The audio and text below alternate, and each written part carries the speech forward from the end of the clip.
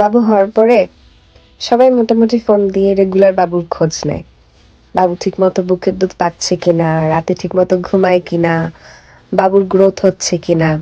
নতুন মা হিসেবে অবশ্য ব্যাপারটা ভালোই লাগে, সবাই বাবুর খোঁজ নিচ্ছে।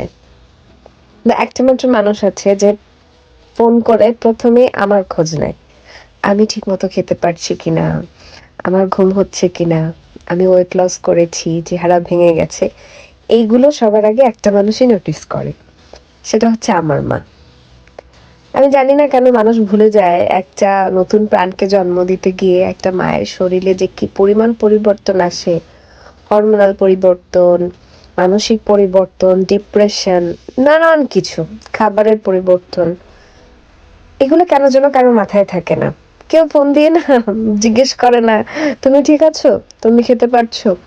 সবার মাতামাতি, সবার মানে এক্সাইটমেন্টের জায়গাটাই থাকে নতুন বাবু হওয়া উচিত, অবশ্যই এটা ভালো, আমারও ভালো লাগে। কিন্তু কেউ কেন যেন ভুলে যায় যে দিন শেষে এই মানুষটাকে যে এনেছে তারও একটু খোঁজ খবর রাখা দরকার।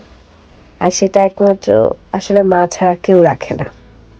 মা সবসময় বলতো মা হলে বুঝবি। আসলে এখন মা হয়ে বুঝি, মায়ের মতো করে কেউ কখনো ভাবে না, ভাববে না, ইম্পসিবল।